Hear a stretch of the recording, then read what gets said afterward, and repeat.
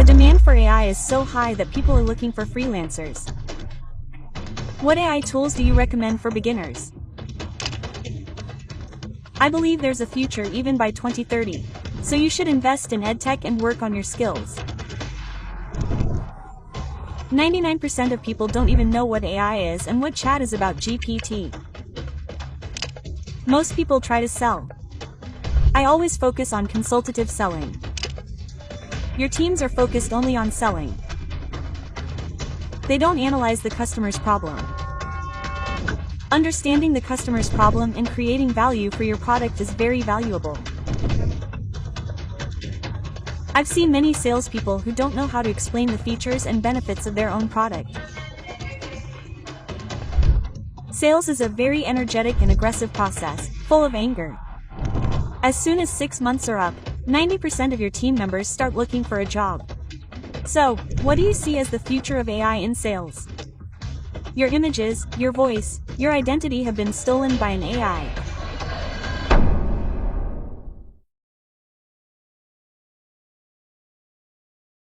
People often make a lot of mistakes in sales. Suppose they're going to sell a product, they don't know how to convey their message or how to convey the product's value to customers. Often, they don't understand. Buyers have many objections. Now, the question on everyone's mind is, what should the strategy be? What should the rules be? And AI is all the rage right now. So, what is the future of AI in sales? What should be the tools for beginners? These can change people's lives, especially in sales and even in business. Today, we tried to explore everything. Be sure to watch this show until the end if you want to understand everything about sales from A to Z. Our guest today is Nidhi Asia. She's a sales expert who will be sharing all the questions you're asking throughout the show. So, ma'am, let's start the show with a case. Suppose we take a person's salary, say, 1 lakh. Correct? So, that person is currently working and wants to start a business on the side, or if they want to go into sales, then you decide for yourself what you'd like to suggest. So, if we take a business, correct? So, they want me to cover my expenses from the 1 lakh rupees and do something on the side that will start earning money, and I can leave my job whenever I want. What do you suggest? What should be the rule for this 1 lakh salary? Okay. So, the most important thing today is that if salaried individuals want to create a side hustle or start a side income or a second source of income, they have 2 options. One is to go for skill enhancement. Like AI and ChatGPT, it is the talk of the town. Even in the international market, the demand for AI is so high today that people are looking for freelancers. They are looking for full-time jobs as well. They are also looking for freelancers. And when you get an opportunity outside India as a freelancer, you earn in dollars. So, if you work on your skills and do some course in AI ChatGPT, then it will happen that you will start getting project work.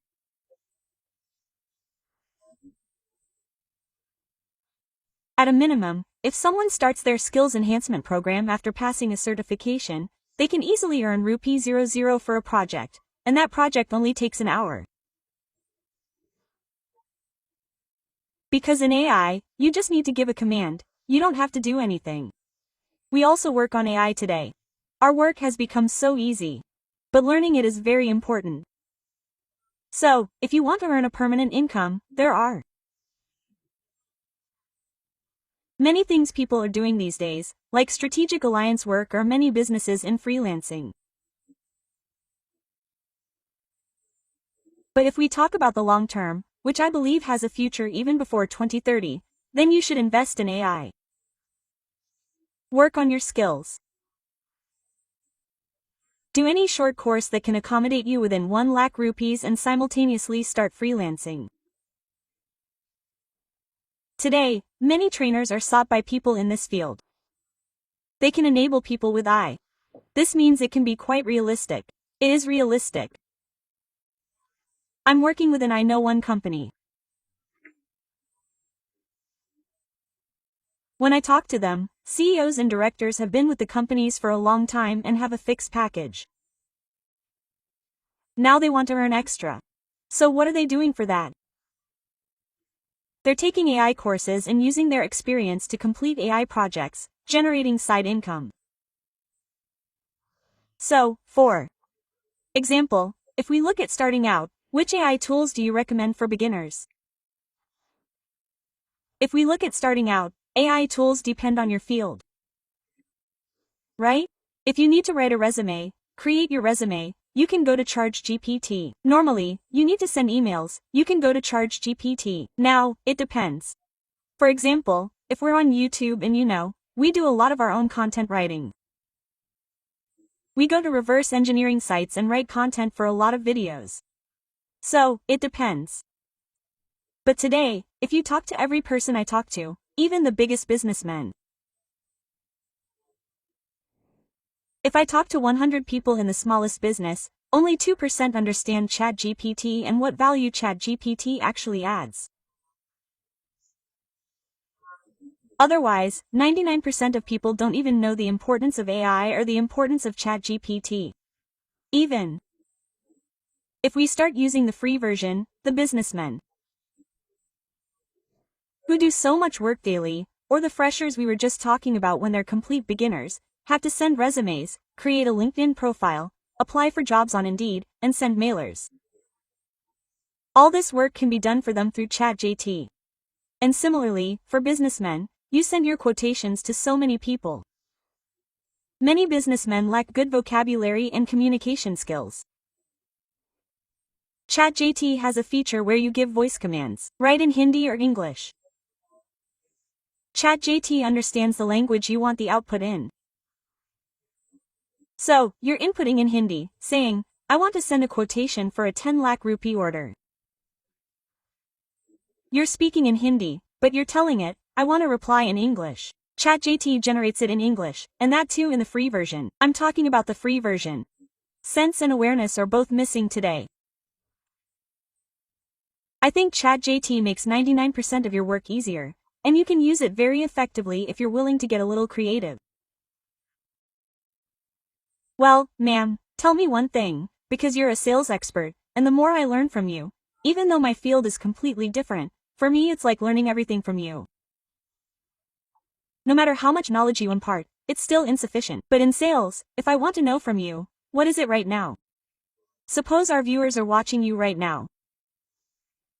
It often happens that when you approach a buyer, they have many objections. You want to sell something, but you can't properly canvass them. So, how do you decode this? What tricks should be behind it? So, however many customers there are, whether you're selling your product to someone, whether you're going to B2C or selling in bulk to a businessman, I always focus on one thing: value creation. How much value are you able to create in your product, and how well are you able to understand the other person's problems? For example, if someone has given you an appointment saying, okay, you should go and give a demo of your product, then somewhere, he has an interest in your product, that's why he has taken out his valuable time and given you this appointment. Now, as a salesperson, you need to understand what problem he has that your product can solve. Right? Most people try to sell. I always focus on consultative selling, that is, you have to make the other person understand where your product can help him in his life, his financial problems, his personal problems. What value can it create? If you tell him this thing, for example, I tell the customer that if a customer is saying, oh, I don't have money right now, but I want to do an AI ChatGPT course. Right? The customer has bluntly told you that he doesn't have money. If a team member or seller asks the customer, should I suggest easy ME options or some other options through which you'll have to pay a nominal amount right away if you purchase now? Your classes will begin, and you can gradually repay us. What happens is that every salesperson who goes out to sell thinks they should extract as much as they can from this. But not every customer falls into the same category. Many customers ask the same question: what discount will you give if I make a one-shot payment? And many others say, my financial situation isn't good. Right? So, don't be pushy. Tell the customer, okay, I understand you don't have the money, but I'm offering you easy ME options. You can make yourself available through this. Quote. So, the biggest problem salespeople face when they go to sell any product is that their teams are focused solely on selling. They don't analyze the customer's problem. And they don't consider market fit at all. What changes your product will bring to their business or life. You should spend at least 5 to 10 minutes discussing the value this product will provide. If you're a student and you're referring them to a ChatGPT AI course, you're showing them the future. Granted, this course is expensive, but today, the entire international Indian market and recruitment industry is looking for AI-skilled individuals. If you complete this course, when you're a fresher applying for a job, 20,000 to 25,000 CVs are received for a single position. What is it about? You that your CV gets shortlisted first? The interview will come later, right? First, your CV will be shortlisted. So, if you have the latest skills added to your CV, right? Then your chances of getting a call are much higher than if you're waiting because you're not getting a call. So, you need to solve the problem and tell them through storytelling how purchasing this product will make your future or your life easier. You'll see that you'll also be getting calls. They just say we have a course or this product. There are discounts and offers on it. Ma'am, no one asks you what you do right now. Which product do you want to buy? Why do you want to buy it? What is your skin type? Nothing is asked. They're just told that we have this product and this offer is going on for it. So, the why analysis is varied. You can go for the big ticket sale, or you can go for the small ticket sale. Understanding the customer's problem and creating value for your product is a very valuable aspect that everyone misses these days. Well, what are some of the biggest mistakes these sellers make? I understand that you have to earn their trust. If you want a permanent customer, you need to build trust from there. But what other mistakes do you see? Look, most sellers just tell customers, "Sir, our product is the best in the market. Are we, right?" Quote. The customer says, "Yes, everyone says our product is good." There's no comparison analysis. Right? If I'm telling a customer that my product is great, you should have at least 2 or 3 points of your competition to discuss. There should be pricing. There should be features and benefits. There should be duration. How long does their product last? How long does ours last? What is our pricing? What's their pricing? What are the features and benefits of our product? What are the features and benefits of their product? For the customer who wants to buy, will we buy it from you or from someone else? So, when you go to competitors, you need to do your own analysis. You need to take the benefits and durability of the product, pricing, etc., so you can explain yourself. Don't say we're the best in the market. Simply say, "Sir, your problem was that you have skin problems. You have acne." Quote, right? Our product has these features. These are the benefits. If you use it long term, you won't get acne. If you use 1 bottle, the existing scars will disappear. If you use 2 bottles, your scars will gradually diminish. If you use 3 or 4 bottles, they won't come back. That means you're telling them one thing about your product, and they'll have to use it for the next 4 months. Right? But if you come and say my product is the best, then tell them how it's great. First, then insist on a discount.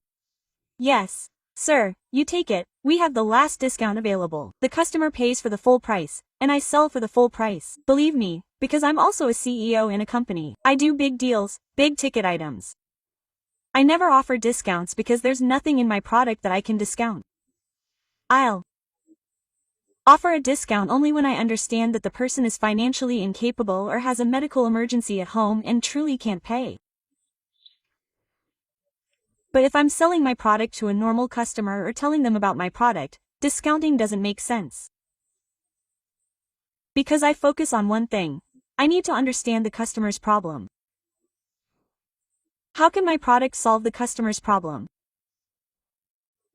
And how can using my product in the future either benefit them financially or bring about a change in their personal life? That's why I recommend that product to them in the market. So, all the sellers go around talking about discounts and creating hype in the market, claiming that they are far ahead of the competition. Furthermore, I've seen many salespeople who don't know how to explain the features and benefits of their own products. They simply use a general statement, "Our product is the best. What's good?" Quote. When you go to a company, you're told 10 benefits of each product. Right? You're trained that way. But now, if you simply say, "Sir, our product is very good," or you were told in a webinar that we have a 9-week course. Would they like to take the course? The customer will ask, "Tell me what you offer in the course." "Sir, it's a 9-week course. We offer it for 9 weeks. What is this?" The customer wants to know what content you're going to cover week by week in that 9-week course. When are your classes? What are the days of your classes? How many training facilities do we have available? Are there Zoom meetings? Are there offline meetings? So, the customer wants to know everything. You should be prepared. At least, go and explain your product with conviction. That's missing too. You must have noticed that many salespeople come to you, who only talk in the air. But if you start talking to them in detail about their product, they can't answer. Because they haven't studied their product thoroughly themselves, how will they sell it to me? Well, the team management part becomes very important in this, whether it's business or even if we're talking about sales. Suppose you've created a product. But if your team can't properly communicate every detail about the product, as you mentioned, how will the product sell? Correct? So this part of team management, because you're in a company yourself, is a huge responsibility. This becomes so important. It's the most important. Look, I once asked a businessman this. He said, "My team doesn't work." I asked him, what they don't work on. He said, "They just don't work." I said, "Brother, what doesn't work on? Tell me." Quote. He said, "They just don't work at all." I said, "Listen to me. First of all, which role are you talking about? Your company has 5 different departments. People work at 5 levels in your company. You're generalizing that your entire company doesn't work. That means you haven't reviewed and analyzed every department in your company. You don't even know what's causing the work to be done in your company. Right? So that means, which departments? Is it that all departments aren't working? It's not that people aren't working in all designations. Otherwise, your company would have closed by now. This company hasn't closed. It's running. But you feel like your company isn't working. People aren't working.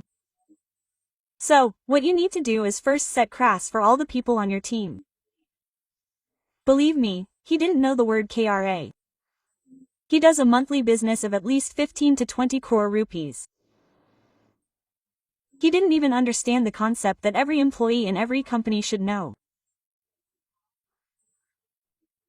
What is expected of him and what is expected of him. It wasn't a game of clear expectations. He didn't know anything. So, when you talk about team management, it starts with your hiring process. When you hire someone for any level in your company, you need to train them in JD, job description. Most people come either from a job, from an Indian company, or through a reference. The first thing they say is, "Show us the job description to understand what we have to do in the company." Quote. So, if you define clear roles and goals in JD, then when a team member comes to your company, they will know that they have come for this job. Right?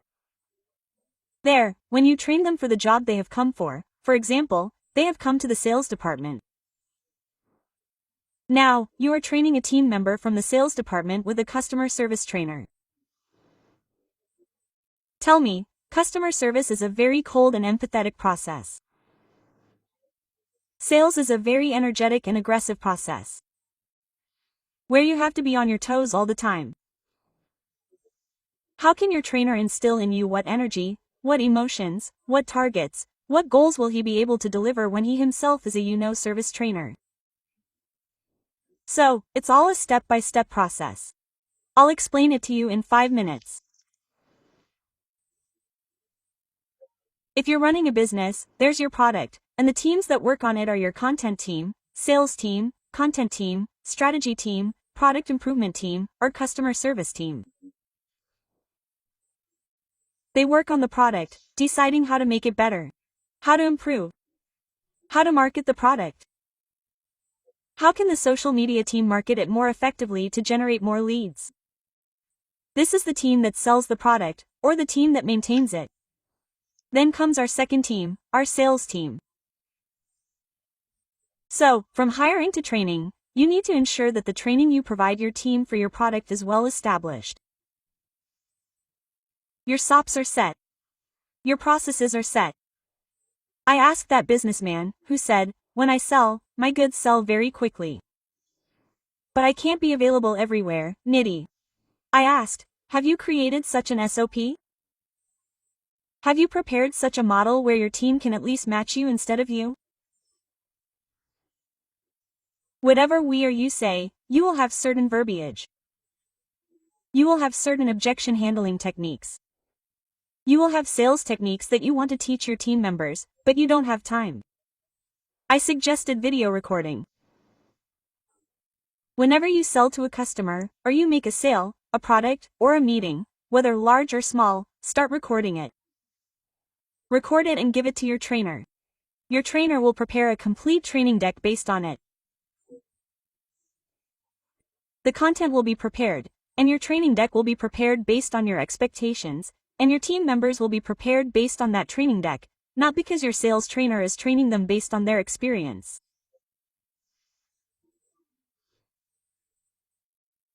So, this is a huge gap. The sales trainers we bring into the company are training the sales team based on their experience. What often happens is that when the founder listens to their calls or sees them in front of a customer, they say, "My team doesn't know anything." They don't know because you didn't tell them what you want from them. The moment you tell them that, your trainer will definitely be able to train them on what you told them. But then again, you need to do repeat trainings to add new things. So, businessmen don't work with their teams today. They don't even want to see the teams. They're just interested in the cash flow, asking how much money is coming in. But there's a huge structure behind this that we use, which is training, hiring, CRAS, KPIs, and then a review mechanism. If I say the entire team is bad, no one in my company works. I need to have a review mechanism for every designation, every department. Who is in the red? Who is in the blue? Who is in the green? What is the definition of red? It means target achievement is less than 50% or 60%. He is in the red. Who is in the green? More than 80%. Who is in the blue? 70%. So you have to sit down and define your expectations. What is expected of me? What is acceptable? So that I can tell my team whether they are doing well or what is wrong. It's not clearly defined, right? So, teams are working in the air. Teams are also working in the air. You must have seen many companies where there's no attrition at all. You know why there's no attrition. No one there even knows what to ask them. I mean, if I tell you today that you're good, I don't know why you're good. Absolutely. And if you're bad, I can't tell you why you're bad. So, the company is running on the strength of the product. It's running on Meta. It's running on social media. Your sales team isn't trained enough to take your product to market, to bring the benefits of your product to customers, and then retain them, upsell, and work on that. That's simply not possible because your team lacks culture. But, ma'am, one problem is that you've trained them. You've provided excellent training. Everything's perfect. Now you think this person is great for my company or my business. But then they start looking for a new job. Let me tell you, whenever any team member, I'm specifically talking about sales, joins any team member in sales for 6 months. If you give them a good package that they asked for and you provide them with a good environment, right, they won't look for a job for 6 months. But in sales, as soon as 6 months are over, your team member starts looking for a job. 90% of the time, there are reasons behind it. Very few companies are building rewards and recognition programs. Very few companies believe in publicly celebrating people's success. What most founders say, if you look at the annual meeting, we did this, we did that. Right? The day you suggest department-wise recognition names to your hour. These are my 5 departments. We need a monthly rewards program. I need the names of the best players in each of these 5 departments. We need to give them certificates. We need to highlight their names on LinkedIn as top performers. Plus, we need to keep a small cash prize, a trophy, or something else for them in a place of pluck. A team member doesn't say, give me a voucher for 10,000 rupees or 5,000 rupees. The team member says, I'm working, and I'm working. Neither my manager is helping me or recognizing me, nor is my organization recognizing me. They say there's no culture of celebration within the company. So, you need to ensure that your most monotonous process is the sales process. Within that process, you need to keep the rewards and recognition process strong. The incentive system needs to be robust. Your daily incentive system needs to be so strong that every day a team member earns something. Or every day, when they're sitting at the counter, they're thinking about what they'll take home. That's when things work, otherwise they don't. I mentioned in one of my previous podcasts that I set very high incentives. I set high targets, but I also set high incentives. And I pay close attention to appraisals, so that if a team member knows that salaries in this company will come on time, that my appraisals will be on time. If incentives are given on time, then salespeople won't leave. Right? So now the question arises. Where do you get daily incentives from? Incentives are based on monthly achievements. So, I explained the OTS system in a previous podcast. I'm explaining it again. What do I do? 100 rupees. 50 rupees, 100 rupees, 500 rupees, we have made such a frame. We paste those notes in it. Okay, we paste them. You set your target. For example, your revenue target for today is rupee 0000. You have to know your rupee 0000, your rupee 00. You have to take out your rupee 00 from there. You have to take your selfie and post it in the group saying I want 500 rupees guys. So, small things for you, but the biggest thing is, which businessman or founder has such a big thinking that my sales team should remain motivated? I have to do monthly RAR. I have to give them publicity till LinkedIn. I have to do something new for them every day. Those who are doing all this work are going very far. Those who aren't doing this, their sales teams are leaving for other companies. But now I want to understand the use of AI in sales. For example, we're seeing it in every sector. Everyone feels that AI tools are very important right now. If we talk about AI in the sales sector, what do you see as the future of AI in sales? For beginners, because you just mentioned starting out, but if we take it into sales, what AI-related tools do you suggest? When one of our team members is talking to a customer, we're asking them to keep it open. So, what happens in that? As you told me, I'm from a finance background. Because our courses are in AI and GPT, so I'm a CEO in a company where we offer AI, Charger, GPT, etc. This is our main course. So, our customer is from a finance background. I don't know how AI and charging GPT will help a customer from a finance background. I can't understand all the fields, or let's take it a little harder. Robotic engineering. So, there's a customer in robotic engineering. He wants to take a course in AI and charging GPT. Now, how can my team members sell him or suggest how AI and charging GPT will help him in robotic engineering? So, what will that team member do? They'll open Perplexity. In it, they'll write the customer's profile, robotic engineer. Okay? 50,000 income, 5 to 6 years of experience, wants to learn AI and charging GPT. How will AI and charging GPT help this customer in the robotic engineering field? There, Perplexity will tell you everything. In robotic engineering, this customer has to work on these reports, send these emails, and create these proposal projects. And when the team member is talking to that customer, the customer says, yes, yes, I use this. Yes, yes, I use this. I haven't trained my team member. I've trained him on the system. I've taught him how to use the latest technology, which is how to talk to a robotic engineer. So, this is one important thing to do in sales. Okay. So, if we're talking about boosting revenue, what do you see as the most underrated way to use AI? In products and services?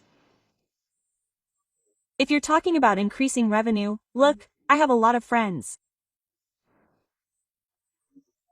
And I myself have launched a new project in which our services have become AI-enabled. Right? Where our team used to provide service, make calls. Our product team used to call each customer to inform them about when their classes were going to be, what benefits they would receive from our product, or whether the customer was experiencing any problems. Our team used to do all these things manually. I'm talking about the service team. We've enabled that. So, we've used technology there, but we've also brought in a third-party company that manages the entire platform. Right? So, one way we can use that is through very affordable third-party platforms that take over your entire service and simplify your work through AI. Right? You can't do it directly. You can't make your entire team AI-enabled. Today, a company is saying, I have 20 people in the service department. Right? And I want to reduce them from 20 to 2. So, first, filter out the 20 people. Who is the best, whom you'll keep, and who is the worst, whom you'll fire. You don't have that much time. So what do? You hire a company that provides AI-enabled services. They'll understand your entire system and move it to an AI-based bot. Once you move to the bot, you free up 18 team members. Now you have to figure out where to use them. Okay, right now, because I don't use it in sales. Okay. I don't use AI in sales calls. I have many Uber friends who say in interviews that they use AI-enabled services. I mean, they do. But I think that when you're talking to a customer, both emotions and a human voice are very important. Actually, to genuinely understand the customer's problem. I don't believe in AI calling. So you've been trying to ask me this for a long time, and I haven't told you. The only reason is I'm the only one. I mean, if you listen to 5, 6, 10 businessmen, or anyone, including my founder, and my friends, they talk about AI-generated calls. And I always say, we're humans. We connect with human emotions and provide them with products and services. We're not robots. But, ma'am, in the future, it won't happen that AI will put sales experts at risk of job losses. Look, ma'am, if that were to happen, I'll give you an example. Okay? We're using mobile applications these days. We're using a CC, or many other banks. When you ask a robot, an AI genie, you ask 2 questions, 3 questions. Eventually, where does it take you? You ask, I can't log in. It gives you an answer. You say, I logged in, but my password is incorrect. It gave you an answer. Then you said, I've got the password correct, but I need to click on this transaction to see when it was initiated. Who initiated it? As soon as you asked a trick question, it said, surely I'll arrange a callback for you. Who's doing that callback? The team is doing it, right? So, when we trained the chatbot in AI service today, I found it very nimble. I told my founder, I'll ask you these questions, and if your chatbot gets lost, then see. The chatbot gave me all the answers correct up to a certain level. But when it came to human intervention, I couldn't understand it. I told him twice, I'm not satisfied with your answer. As soon as I said that twice, the third time it said, I'm scheduling a callback for you. And where was that callback arranged? Our service team members will call because the chatbot couldn't understand the customer's query. So, it's never 100% efficient. You should try it yourself. Your chatbot receives a lot of IVR calls, or you call a company or a bank. You say, press 1, this is your problem. Press 2, this is your problem. We're connected to connect you to our counselor. That's not a counselor, it's a chatbot answering you. You can ask the question 3 times, and on the 4th time, it will eventually connect you to a customer service executive and schedule your call. So, I've done a deep analysis on it. I don't know, I'm a salesperson. In my opinion, sales is all about emotions. Understanding people's problems, explaining your product to them, and connecting emotionally will only lead to their purchase. They won't buy like that. Okay, if I want to ask you about AI-based startups for 2026, what do you suggest for 2026? AI-based startups, what do you mean? In 2026, there are so many companies that have moved toward AI-based startups. They've moved toward products. You'll see AI training programs everywhere. ISO certifications are underway. All the AI tech companies that deal in education and technology have started AI courses. And you'll see that their sales are overwhelmingly for AI products and courses, while others are significantly lower. Because whether you take Excel, Advanced Excel, Power BI, or any other course, everything is integrated with AI today. So, if you learn AI, you don't need to take other courses. Right? So, the companies that exist have already started today. They started in 2025 itself, because technology is moving entirely towards AI. So people are building courses that incorporate at least machine learning and artificial intelligence. Absolutely. But I also think that in 2026, if we look at as a human, if we see collaboration progressing with AI, I think there are great things that can happen here in the future if you use it effectively in your respective businesses.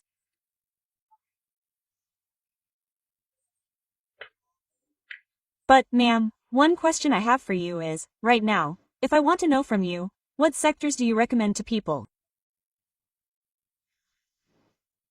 If we take up a business, if we're starting a business, which sectors do you think have good earnings? If you invest in them, I think you won't have to face setbacks in the future. What sectors do you recommend? Look, there's the fashion industry. Today, e-commerce has helped you so much in terms of marketing, shipping, and customer databases.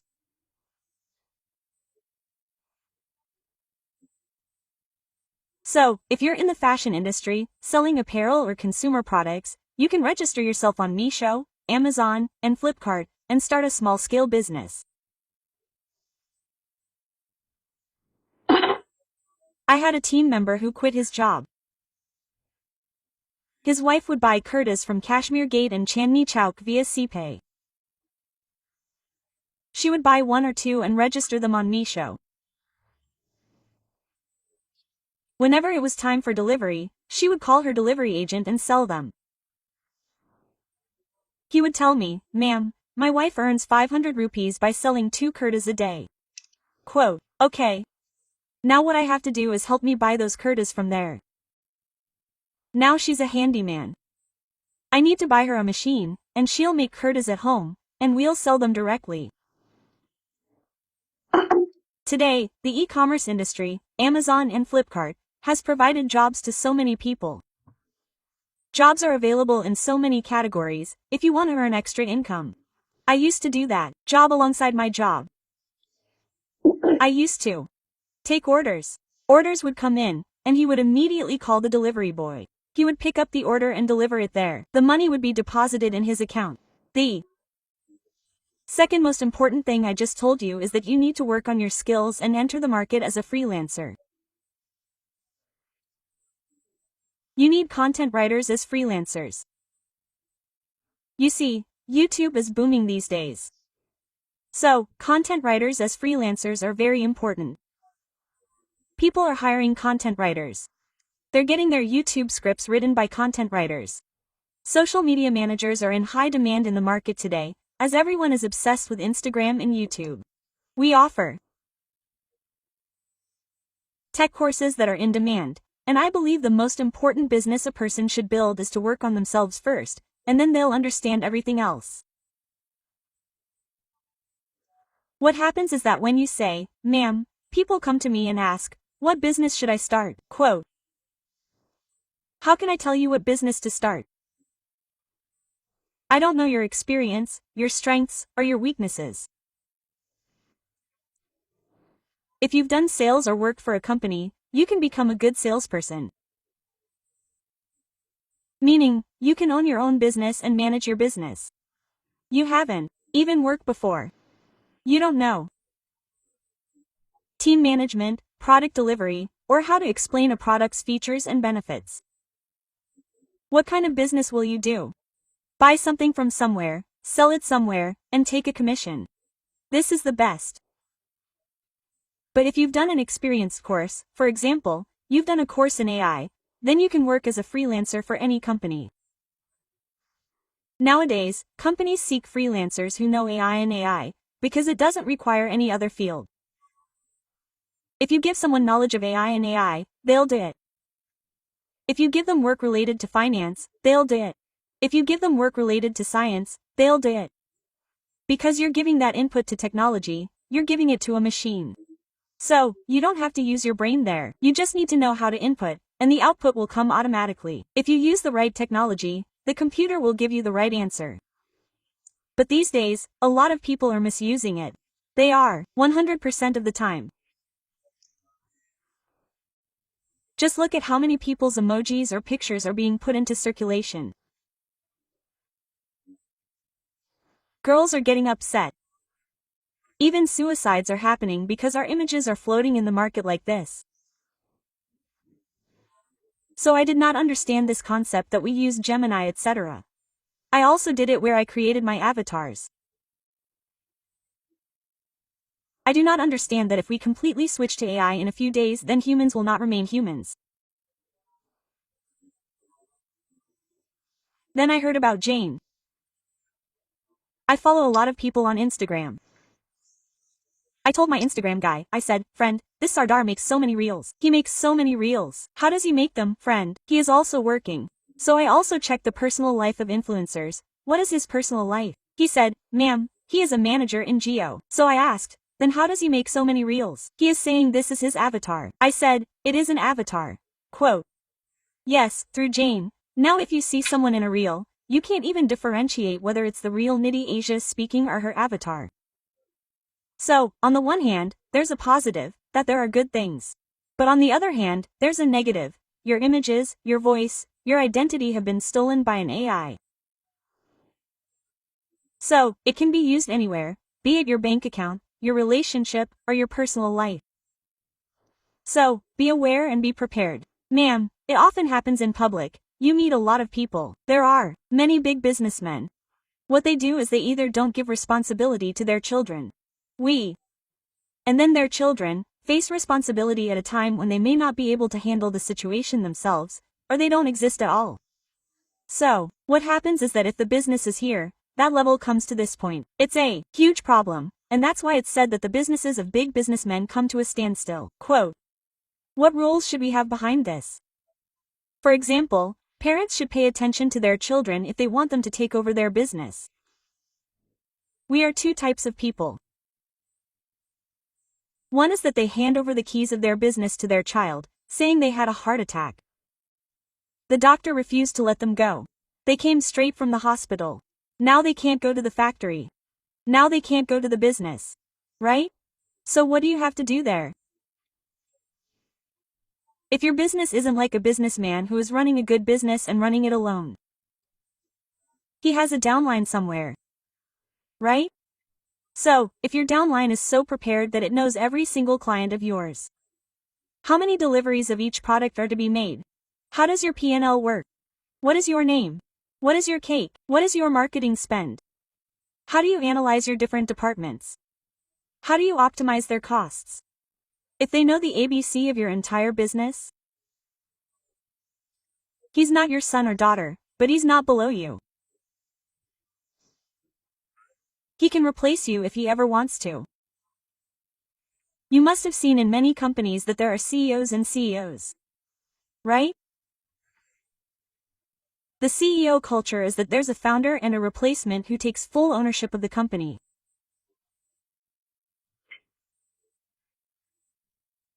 So, if our Lalaji is sick or doesn't want to work, that person is under the protection of that Lalaji's CEO, called the accountant. He's called the accountant. That trend will continue under his protection. Right? I've seen many businessmen who now have a grown-up child. Now they go to the shop with us. Dad is going, son is going with him, right? So there, dad is giving him real-life experience. How to handle customers. Where does the product come from? Where does the product go? How many cash payments come in? How many payments come into the accounts? On what date are payments to be distributed? How are payments made to vendors? How are money withdrawn from vendors? The father is teaching his child all these things. And gradually, the father says, now my son will handle cash collection. Now my son will handle vendor dealing. Now he will bring the goods. So, gradually, you're delegating work. This is the right approach. But let's say there's a huge business, and his children are completely idle and do nothing. And now, Uncle G is ill, and the children want to go to work because they know the business will be lost. What can the children do? They have no experience. In such a case, they should immediately hire seasonal department heads from the market. Because it will take 20 years to gain experience, and by then, your business will be ruined. So what should you do? People from 3 departments are the most crucial to your business, and you should hire them immediately. One should be your finance head. One should be your sales head. One should be your product, service, and technology head. Even without a technology head, that's fine, but there must be a product, service, and services head. Together, these 3 departments will ensure your company's downfall. So this is the variant. So, either you hire from outside, are we, okay? Or you can do AITools. I'll teach my son to do what I'm doing. Then, when he's doing what I call AITools, I'll be auditing him. I'll be checking if he's bringing in the goods. Gradually, the child will become prepared. Otherwise, the child can't be prepared at all. And today I just came back from the hospital. It's such a huge empire. How can I oversee it? So, people usually hire seasoned professionals from the market and align their children with them for supervision. It's often said that their child is running the company, but in reality, the heads are running the company, and this child is learning, but he is part of the board of directors. It's very important to do it on time. It's very important. Every businessman knows that 99% of my business is in trouble today. Even the big names I've met say the same thing. Nitty, please tell me this with folded hands. How do we get ourselves out of this business? We can do it if we try. Others can't do it if they try. I always tell them the same thing. Start building systems. If you want to get out of the mess, you'll have to prepare the necessary resources. One is looking after sales, one is looking after product, one is looking after marketing, one is looking after customer service, and one is holding vendor meetings. If I'm doing all 5 of these tasks simultaneously, I'm just doing the same thing. Then I can never see the broader picture. I can't even delve into crass, reviews, rewards, recognition, or team management. I just won't have time. So it's a different matter. All business owners today should start preparing their clones now. They should start preparing their downlines. They should start preparing structures and processes within their teams. They should make sure that if I handle a customer this way, and if this customer is dealt with this way, I should leave a video recording somewhere so that in the future, if I'm not around, my children will know how to handle this type of customer. Trainers, take your full input today. If you can't do anything, can you just send a voice note to the trainers, explaining that these 4 types of customers come to our business? I talk to this customer like this. I talk to this one like this. This one has this problem. This one has this problem. When I give this, he agrees. When I give this, he agrees. Or these are my old clients. I'm doing this business with these clients. I'm doing business worth so many crores. They have this one demand. That has to be met, otherwise, they're just a useless customer. So, give this entire downline to your trainer in voice recordings. Your trainer doesn't have to do anything. He just needs to use AI GPT. He needs to create a training deck for it. Your team will be trained on that. But you have to see that if I want to replace myself, who am I training? That's the variant. And if you want to run your business long-term, this strategy is very useful. It's very useful. Thank you so much, ma'am, for your precious time. Thank you. Thank you.